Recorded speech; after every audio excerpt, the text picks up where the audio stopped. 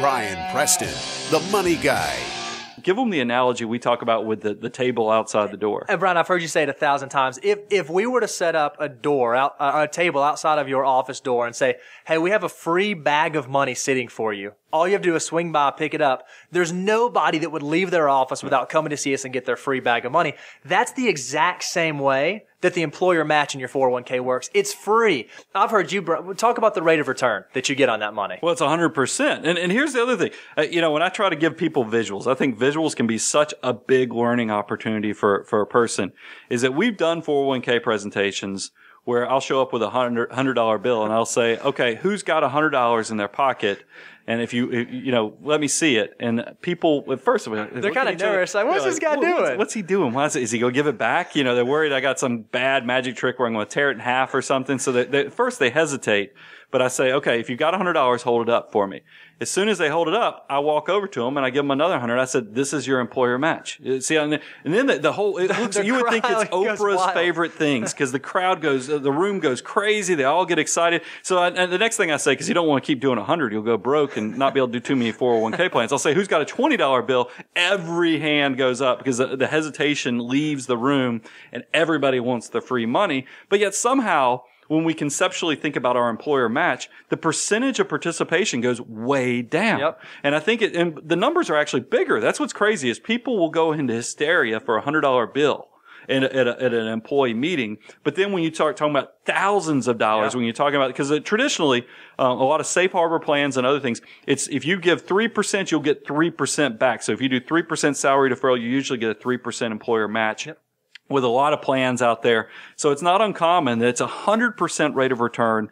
Don't leave that free money. That is just huge, huge stuff. The next thing I had was keeping up with the concept of free.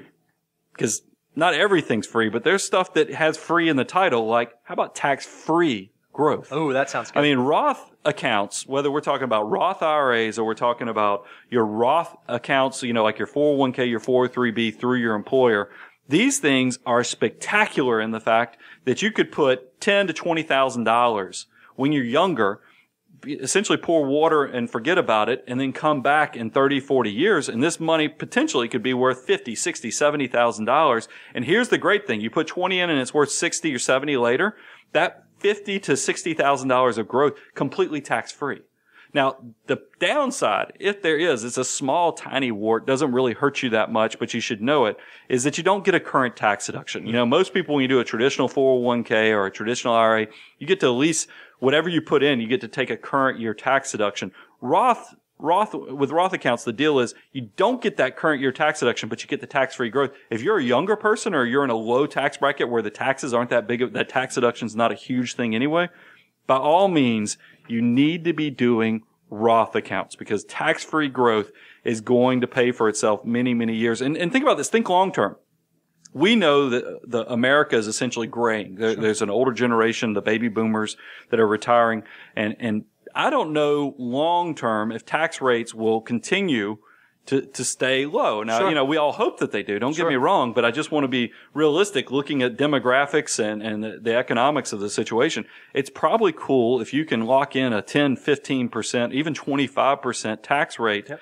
That's not horrible if you can get that tax-free growth in the long term.